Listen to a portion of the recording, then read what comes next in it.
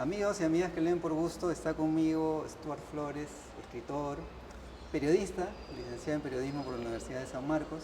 Nació en Huancayo, vive en Lima ya hace un tiempo, pero está mucho más relacionado con la ciudad de Huancayo, ¿es cierto? Y bueno, está aquí para hablar sobre su más reciente libro, Aquello que agoniza entre nuestros dedos. Esta es la portada y ha salido por Dendro, ¿no? Dendro, que dirige Fran Gutiérrez, una muy cuidada edición, es lo que me gusta de Dendro. Ojalá que siga así. Felicidades a Fran y gracias, Stuart, por venir aquí. Bienvenido. Listo, gracias por la invitación, Jaime. Pues aquello que agoniza entre nuestros dedos, título metafórico que aparece en uno de los cuentos que se llama precisamente Aquello que agoniza, ¿no? Y aquello que agoniza en nuestros dedos, pues puede ser como dice ahí, ¿no? El amor, pero en fin, puede ser otras cosas también que se nos escapan ahí en la vida. Eh, este libro es tu segundo libro de cuentos. Yo estaba revisando La muerte es una sombra. Mira, año 2013, ¿no? Matalamanga. Que 10 años han pasado entre el libro y otro. Y también pues tu novela La velocidad del pánico, ¿no? Que salió en Narrar. Segundo libro de cuentos, pero creo que es el género mucho más cercano, caro, preferido para ti. ¿Cómo es tu relación? Es un género que no diría que con el que he cobrado dominio porque no me siento eh, todavía plenamente o no he desarrollado plenamente lo que quisiera en el cuento, pero es un género que por ser difícil me atrae mucho, ¿no? Y justamente esa dificultad hace que yo me empecine más o le ponga mucho más esfuerzo en, en crearlo mejor cada vez que me acerco a él. Sí. Uno es esclavo de sus palabras. Yo estaba revisando cuando salió La velocidad del pánico, 2018 puede ser, Sí. ¿no? Y yo tenía una página en Perú 21, reseñé la novela y la conectaba mucho con el túnel de Sábato, ¿no? Decía que tenía un poco ese vínculo porque el personaje tenía algunas cuestiones ahí mentales, pero te he escuchado también en entrevistas con Carlos Sotomayor y en otras y en ese cuestionario, ¿no? De selección peruana con Ricardo Sumalavia, que la novela sobre todo te permite a ti trabajar personajes, ¿no? Y el cuento, entiendo que además de la historia en sí, es la atmósfera, porque mira, en aquello que agoniza entre nuestros dedos, lo que une a estos 8 relatos es como las sensaciones, son cuentos de percepciones, de sensaciones, ¿no? Para no extenderme más en la pregunta, ¿cómo abordas cada género? ¿Cómo ha sido tu experiencia en la novela?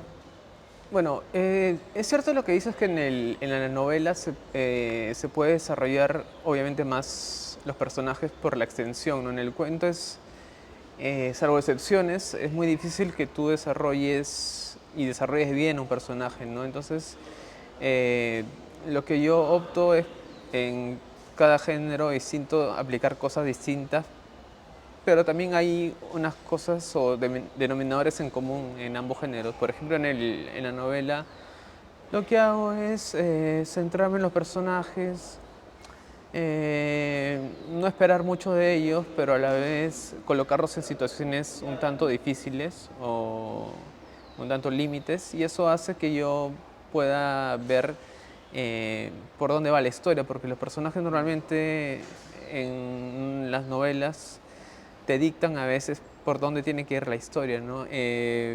Pasa quizá lo mismo con el cuento, pero en el cuento, al no poder desarrollar personajes, me centro bastante más como tú mencionas, en la atmósfera, ¿no? Y trato de que el lenguaje mismo cree una suerte de clima que quizá puedan compartir muchos de los cuentos.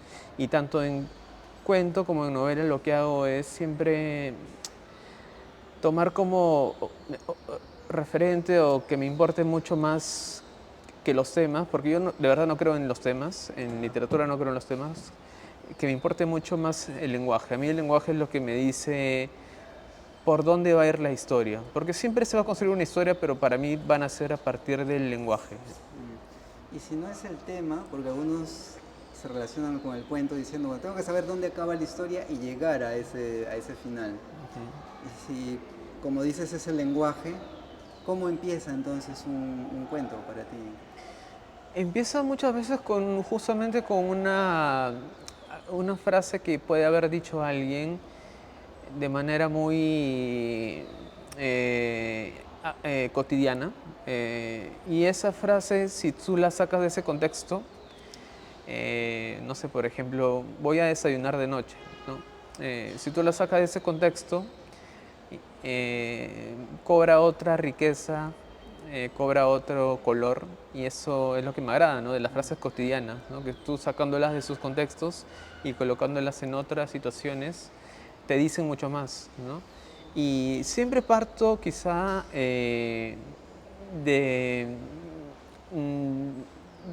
de título, digamos que el título a veces me dicta mucho el contenido quizá del cuento, ¿no? O hay alguna, como tú mencionas ahí también, para llegar al final del cuento o de la novela, hay alguna final sugerente, ¿no? Hay una aproximación a lo que uno quisiera eh, llegar, pero entre el transcurso en que uno empieza el manuscrito hasta que lo termina, lo que uno imaginaba al final termina siendo otra cosa, ¿no? No, tengo que mencionarles a quienes nos están siguiendo, están viendo Stuart, que en aquello que agoniza nuestros dedos está La piel fría, el cuento con el que Stuart Flores en 2018 ganó el premio Copé de cuento.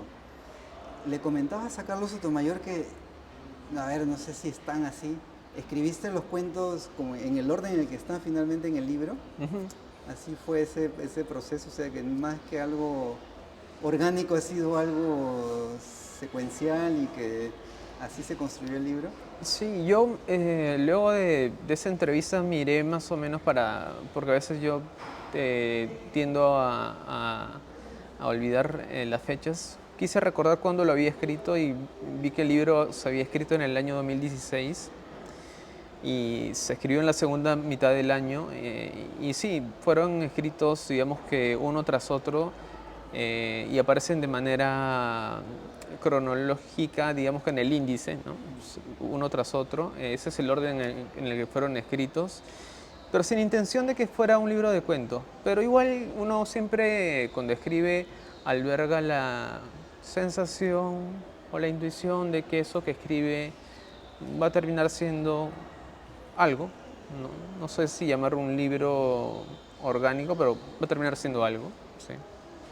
Mira, ha sido muy interesante que menciones eso de que no piensas en temas, porque cuando uno lee los 8 relatos de este libro, más que en pensar en la historia, en la peripecia del personaje, cómo acaba, lo que prima en la lectura son las percepciones que tienen estos narradores, ¿no? de cada una de las historias, que van viendo. El lector o lectora va acompañando y a veces también con él dudando. Pensaba yo en esto que en el caso de Mario Lebré le decían realismo introspectivo, ¿no? Porque es el que está mirando en la piel fría, ¿no? Pero ¿quién está soñando? ¿Quién ha soñado a quién, no? ¿O es real o no lo que está ocurriendo? Eso por un lado. Claro, hay el cuento que abre también el libro, que observa la posteridad, ¿no? Observa la posteridad. Pues hay algunas conexiones con unos cuentos de aquí, la muerte es una sombra, ¿no? La posteridad del escritor, quién escribe, para qué escribe, por qué escribe, ¿no? Y tú lo explicabas más desde el lado del lector, ¿no? En el caso de Serva, la posteridad. Porque se dice ahí, ¿no? Sobre el reconocimiento, el éxito literario, ¿no? En fin, pienso, ¿qué opinas sobre esto del relatos de percepción, pues centrarte un poco en eso, en la escritura? ¿Es así más o menos? Bueno, eso de la percepción me coloca en el lado de la ambigüedad, porque cuando los personajes empiezan a contar la historia, es de antemano porque yo coloco en la voz de ellos la historia porque yo no la sé, ¿no? Y la historia de alguna manera se torna ambigua en el sentido de que los personajes dicen algo, conocen la versión de algo, pero eso no es la verdad que todos conocemos, ¿no? Entonces, lo que me gusta es contar quizá experiencias que yo he tenido, pero utilizando como excusa a estos personajes, ¿no? Porque en este cuento que mencionas cerrar la posteridad, por ejemplo, si se podría contar una percepción, es la percepción de alguien que ha sido golpeado por la literatura, ¿no? Y en particular por un libro, ¿no? Y creo que eso es algo que nos pasa frecuentemente a quienes leemos, o a quienes apreciamos, no sé, el arte en general, que cuando estamos frente a una obra monumental nos sentimos golpeados en el buen sentido, ¿no? Es decir, nos retumba algo por dentro y entonces nace una percepción. Y uno intenta explicar las percepciones, ¿no? Pero lo más cercano a explicar la percepción sería mejor narrarla, ¿no? Contarla. Y eso quizá crea una suerte de ambigüedad, porque uno al final percibe un mismo, o puede leer, un grupo de personas pueden leer el mismo libro, pero las 10 personas la va a leer de manera distinta, o va a tener distintas percepciones de ese mismo libro. Eso crea mucha ambigüedad. ¿Y en qué momento tomas más o menos conciencia de que ese es un estilo o una apuesta tuya narrativa? Lo de la percepción, lo del lenguaje. Revisando ya los cuentos de la muerte es una sombra, asoma ya esto, ¿no? Está ahí. Quizás, no sé, es mera percepción del lector en aquello que agoniza entre nuestros dedos, esa mirada ya como es el tiempo, el trabajo, imagino también hay oficio, tiempo, y ya como que es mucho más potente, ¿no? Cuaja mucho más. En la medida en que, como dije hace un rato, más que estar pendiente de lo que va a ocurrir, uno está conectado con el narrador sobre aquello que ve o cree mirar, ¿no? Me alegra y me asusta que se mencione la palabra estilo, que yo pueda tener un estilo. Es lo que menos quisiera. A mí me gusta, en todo caso, mi idea de la escritura es no encasillarme en algo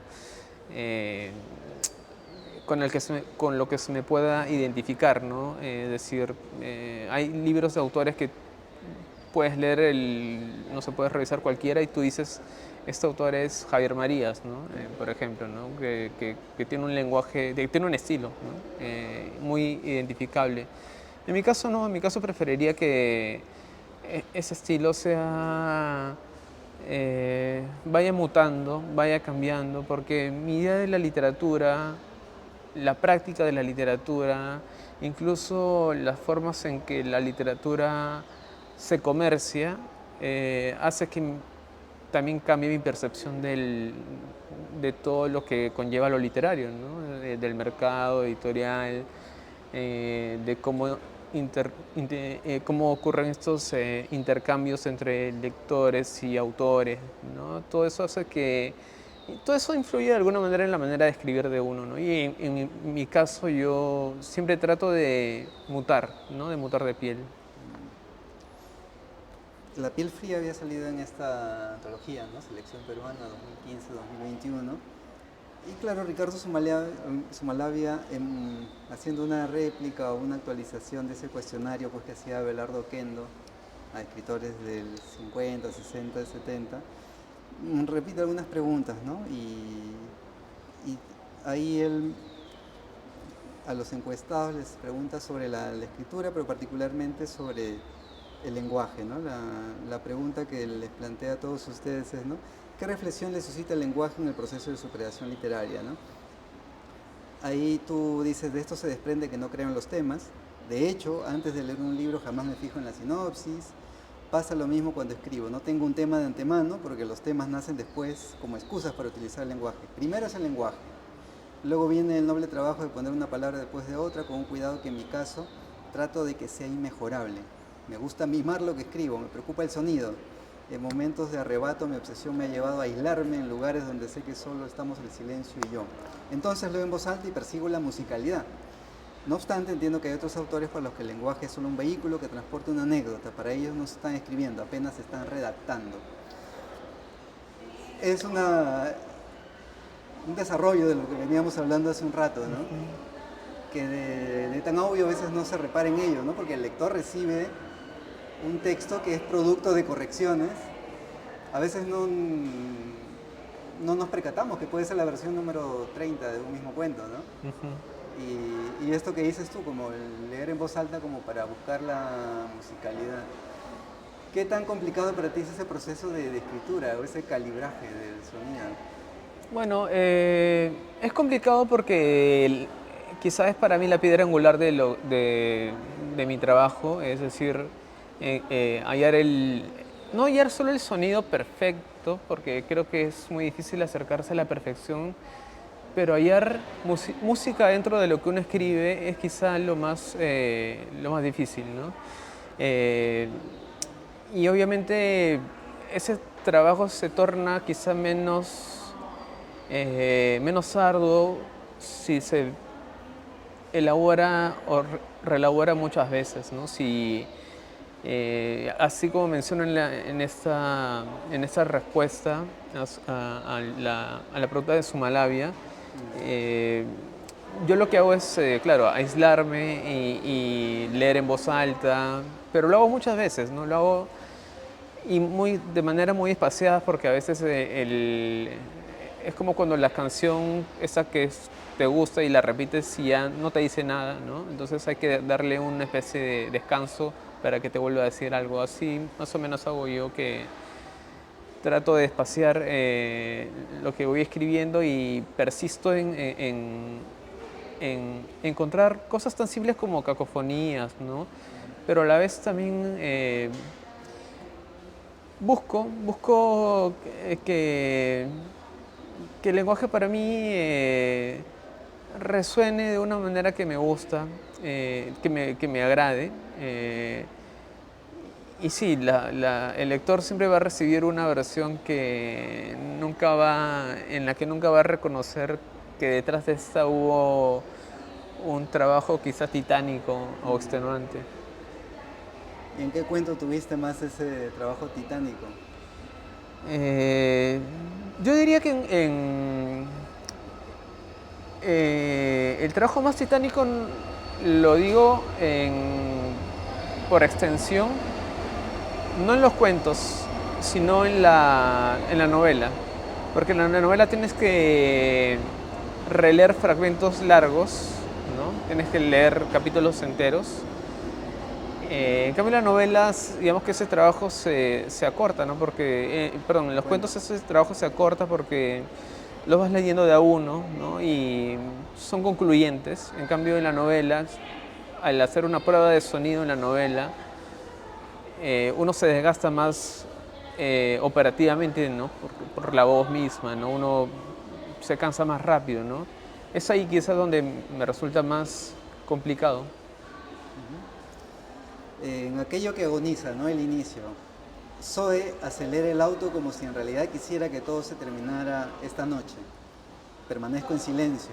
Es preferible no decir una palabra más. Incluso una frase cordial bastaría para que su rencor aumente y pierda control. Lo sé por experiencia y no quiero arruinar más las cosas. Es un conocimiento que se tiene que adquirir por fuerza tras años de convivir con alguien. Estamos a solo 5 kilómetros de llegar a donde en teoría le daremos cabida a una reconciliación, una última oportunidad. Quizá para el viaje de regreso todo se haya solucionado y el coche ruede apacible y ambos intercambiemos mimos en el trayecto. Lo hemos pactado así, un viaje para ver si las cosas aún pueden funcionar, para intentar salvar aquello que agoniza entre nuestros dedos. Ahí está la frase que da nombre al libro. Ahí también, hablabas de musicalidad, también hay un ritmo, decías hace un rato que es una frase la que va tirando, jaloneando el cuento. ¿Cómo en este caso es ese proceso, o en este cuento específico, por ejemplo? Sí, Casi creo que has dado en el clavo, es cuando el proceso se explica de manera simple, ¿no? Que encuentro a veces un título, a veces una primera frase y es hasta hermoso porque cuando esa frase eh, tiene un eco, uno puede ir tirando del hilo, ¿no? Y van saliendo las otras frases, a veces de manera muy espontánea, a veces uno tiene que poner mucho de su parte porque también hay que recordar que la literatura es artificio, o sea, es el arte de que eso parezca natural. Eh, pero igual, el trabajo es el mismo, voy tirando de una frase y va sucediéndose otra. Y a mí me agrada cuando llego a completar por lo menos un párrafo y ese párrafo por lo menos suena hermoso, o por lo menos para mí suena hermoso y hay ciertas palabras que se van repitiendo que quizá nadie lo note, pero que hacen, que construyen una cadencia, ¿no? Eh, es quizá mi forma de defenderme ante mi incapacidad de ser poeta, ¿no? Porque al final uno eh, le pone más esfuerzo a algo porque en el fondo eh, no pudo ser otra cosa, ¿no? Yo me hubiera gustado, envidio mucho a los poetas, envidio que en libros breves haya tanta literatura y lo que hago es tratar de poner la mayor cantidad de poesía en la narrativa, ¿no? Y hablando de este descubrimiento de la escritura, ¿cuándo ocurre en ti? ¿En qué momento? ¿Recuerdas tú eso?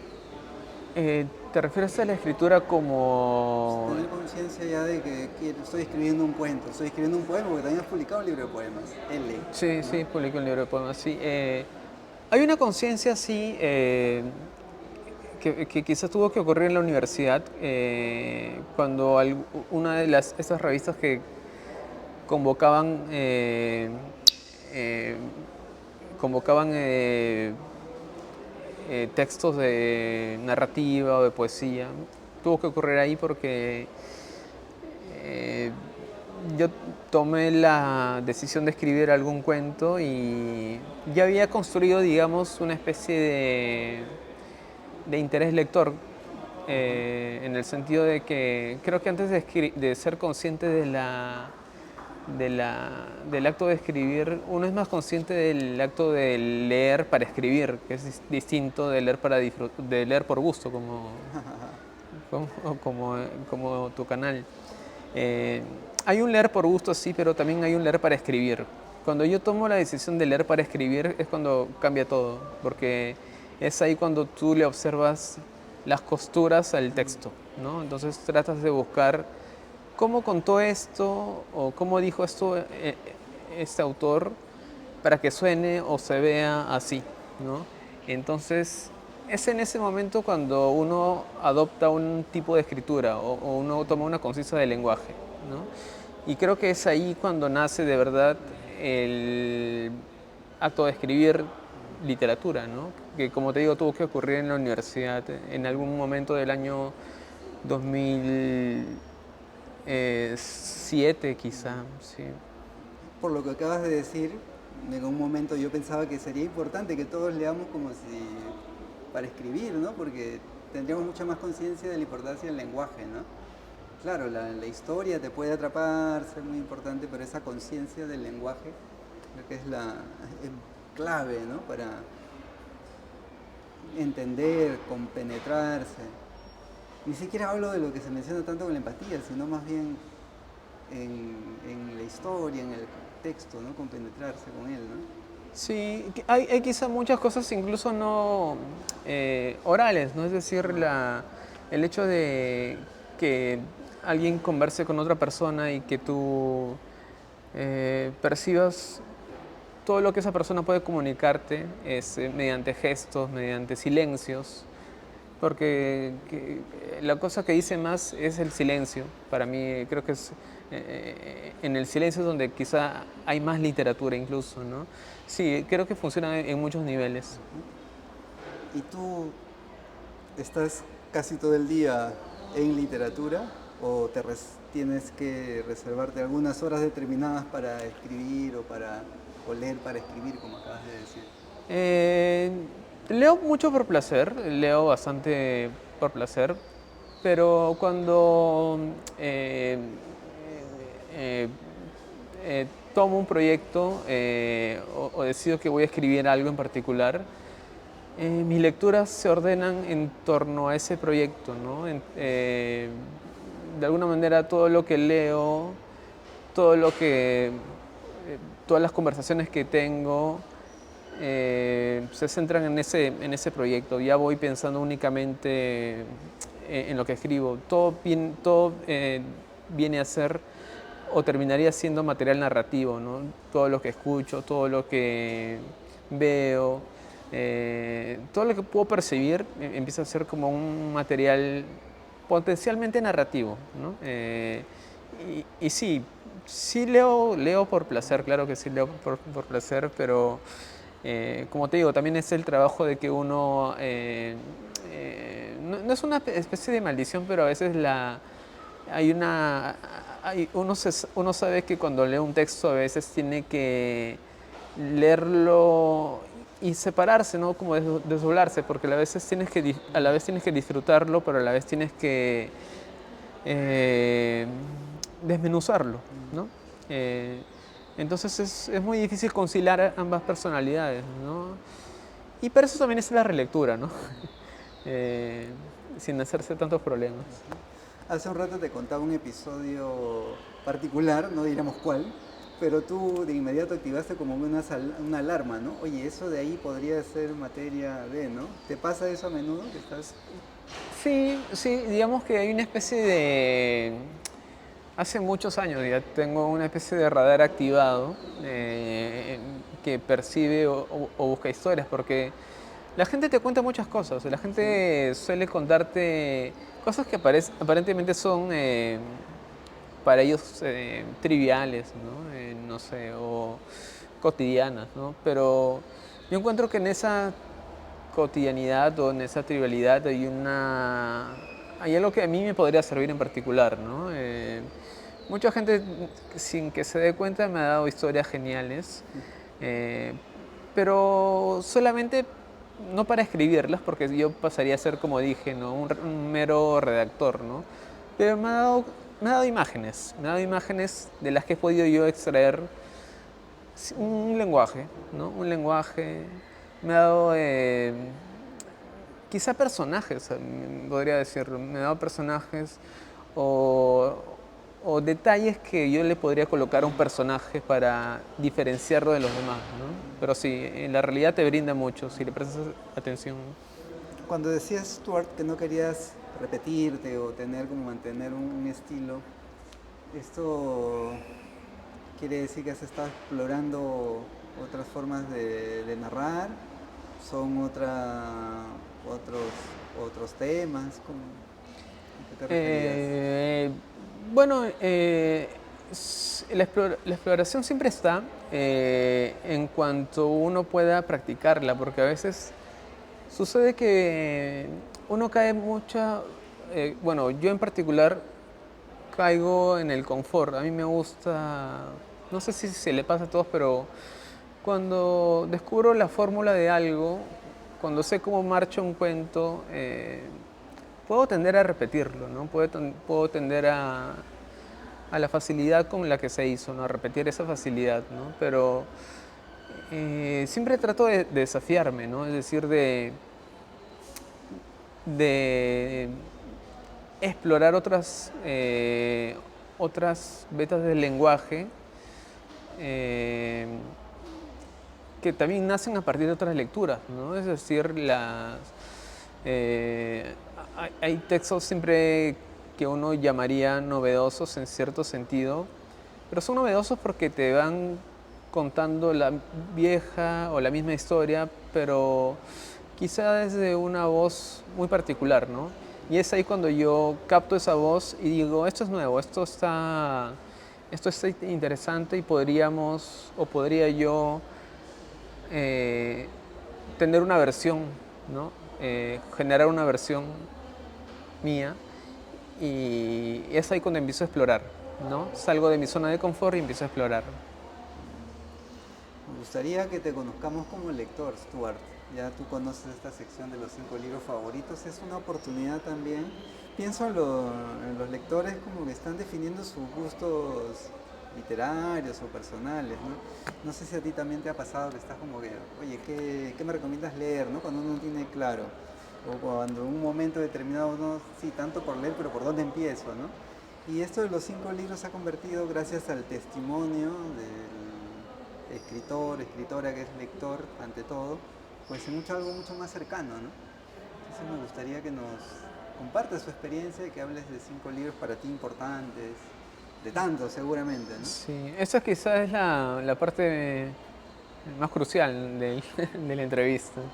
Sí, hay 5 libros en los que he pensado que quizá eh,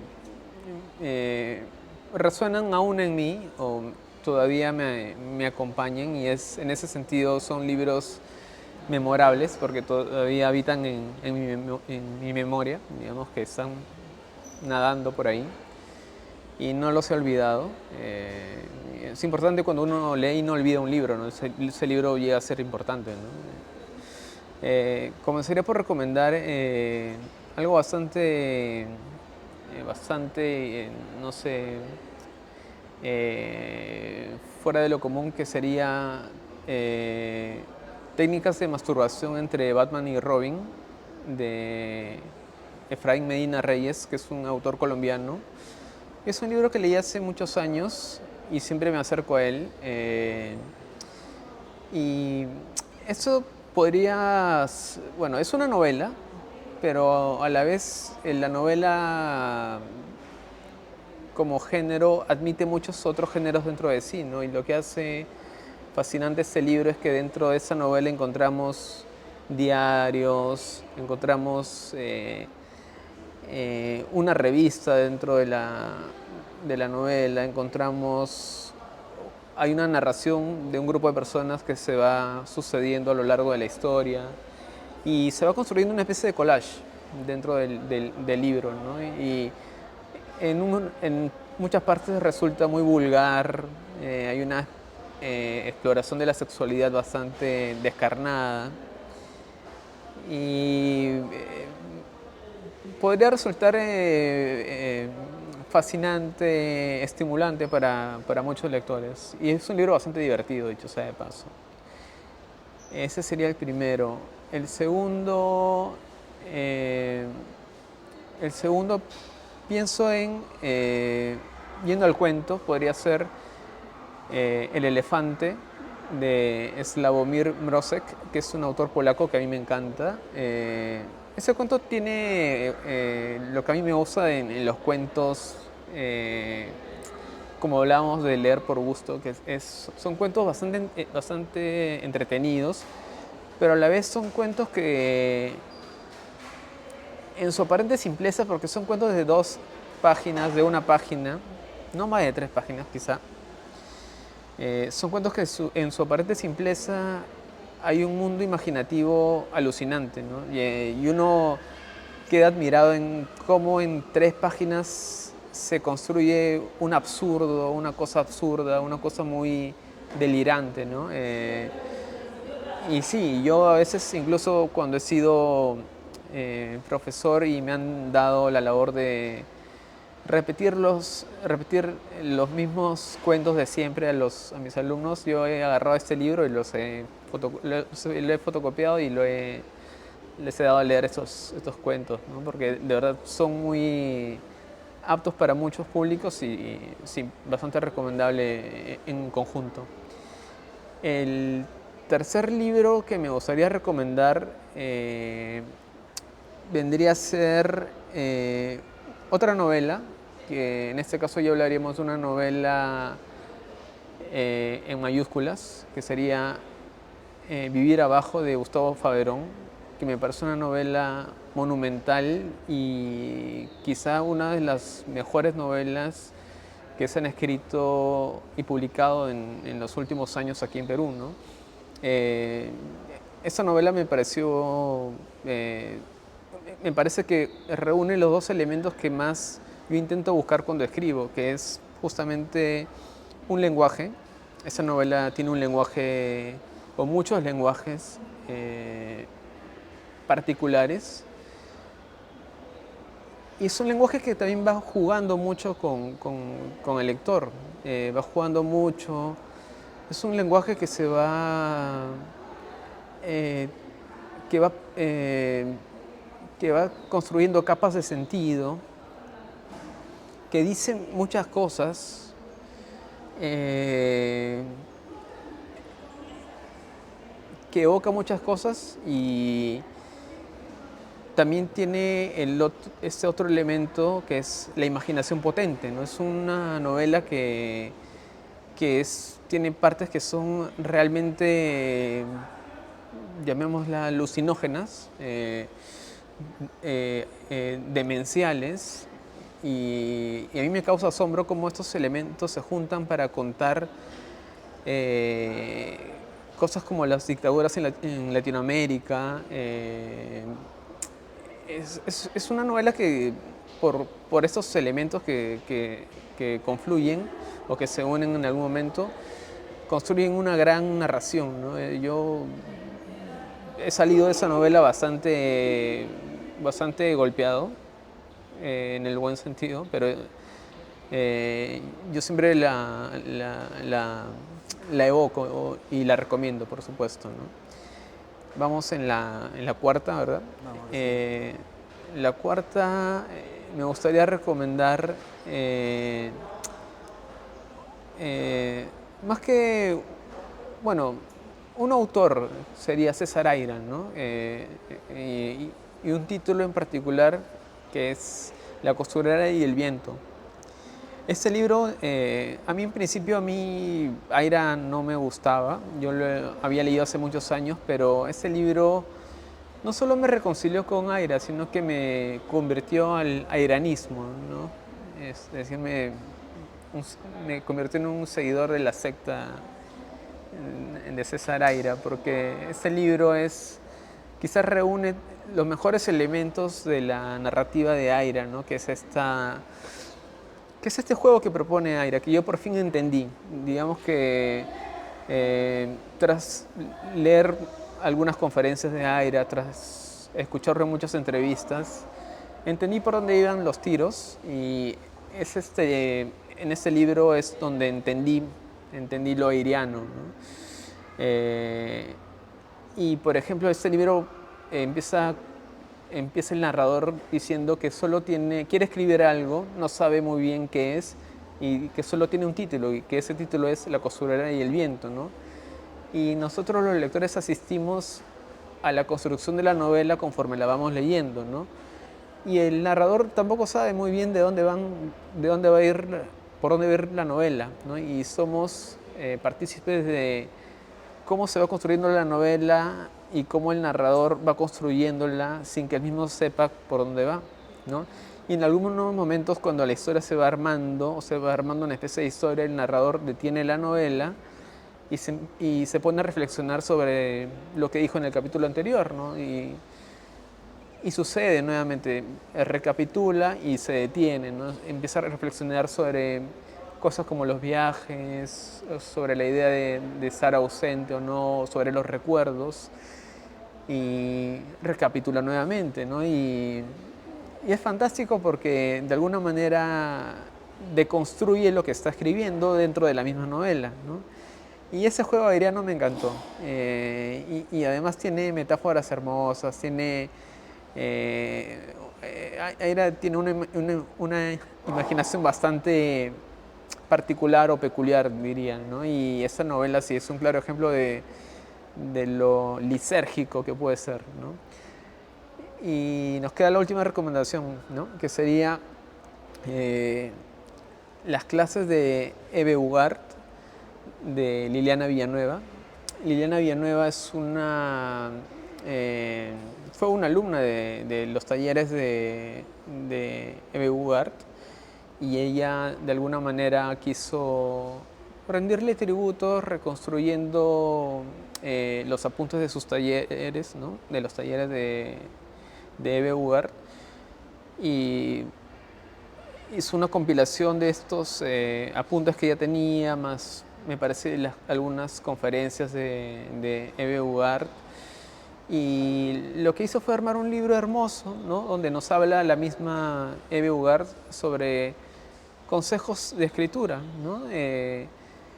Que vienen bien para quienes, para todos, es decir, para quienes empiezan a escribir como para quienes ya han publicado, porque quienes han publicado quizá puedan encontrar nuevas luces, podrán encontrar consejos que podría valorar o desestimar. Pero creo que lo que me interesa mucho en este libro es haber descubierto esa persistencia que tiene E.B. Ugart o esa insistencia en que el escritor tiene que mirar, ¿no? Tiene que observar mucho para escribir, ¿no? Y uno a veces se olvida de eso, ¿no? Uno a veces se olvida de que hay que estar muy conscientes de la realidad para captar su esencia, ¿no? Y nos menciona, ¿no? Que hay que observar a las personas, observar cómo dicen lo que dicen, ¿no? Qué muletillas usan. Y es ahí cuando nace la literatura, ¿no? Ella habla de observar tanto que podamos recoger la luz de eso que estamos observando. Sí, esas serían mis recomendaciones. Muchísimas gracias, Stuart, por las recomendaciones y tan detalladas las acotaciones y los comentarios sobre cada libro. Aquello que agoniza entre nuestros dedos es el libro de cuentos de Stuart Flores, publicado por Dendro. Y bueno, gracias, Stuart, era un gran pendiente conversar contigo, bueno, tanto tiempo ya escribiendo y bueno, publicando y también destacándote, ¿no? Como narrador y más trabajo continuo, ¿no? Ahí tú exploras mucho eso en el cuento, ¿no? ¿Para qué se escribe de cierta forma, ¿no? Reconocimiento para uno mismo, para un lector secreto acaso como el protagonista de ese cuento inicial, ¿no? En fin, gracias, Stuart, por estar en la con Muchas gracias, Jaime. Gracias también a ustedes que han seguido el contenido y la charla que hemos tenido.